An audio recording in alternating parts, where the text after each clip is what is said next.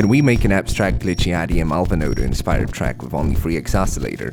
Let's find out. Let's load up FreeX oscillator and select the sign on the first generator and noise on the second one. Mute the third one. No attack on the envelope, just some sustain.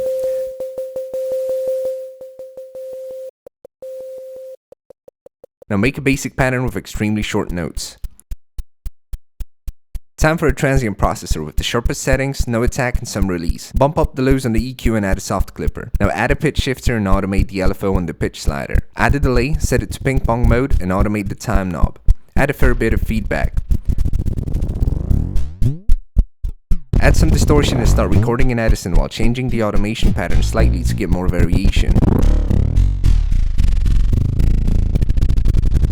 Now pick up the most interesting parts from the recording and bounce it to the playlist. Arrange a placeholder pattern for now. We'll probably change it as we get more and more sounds. But by now you should have a hefty bag full of different sounding glitchy kick patterns. Time to make some hats. Go back to the FreeX oscillator with all your effects still on it and change all generators to noise. Get rid of sustain and add some attack. Change the EQ to boost the highs and add another transient processor to sharpen up the sound and a ping pong delay with plenty of feedback. Record everything in Edison while changing the new delays parameters slightly. Choose the parts that you think will fit the kick pattern. Moving on to the pads. FreeX oscillator, all signs with a bit of detuning.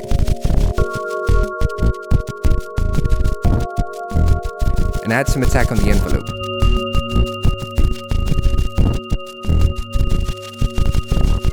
Now load up a multi-band delay, set it to linear phase with some feedback on, make a send, add a spring reverb and fruity convolver, and get rid of the highs. Use the stretch knob and set it to add only. After that, add a delay with lots of feedback.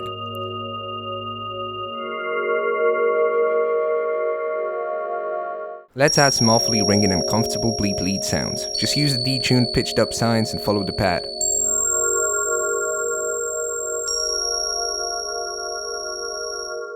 Take all of the sounds and export them individually.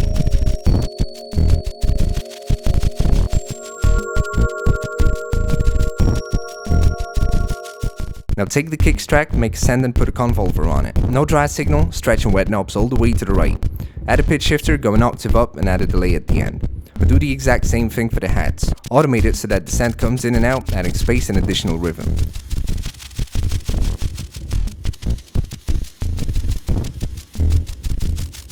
Chop up the lead and treat it more like a rhythmical noise rather than a melody.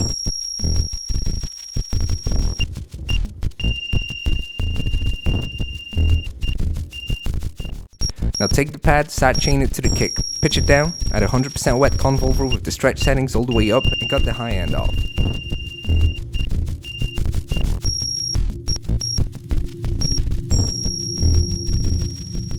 To add some variation, I decided to add a send to the pad with just a pitch shifter set an octave up. And additionally, I put a send on the lead with a multi-band delay and through the convolver with a spring reverb response.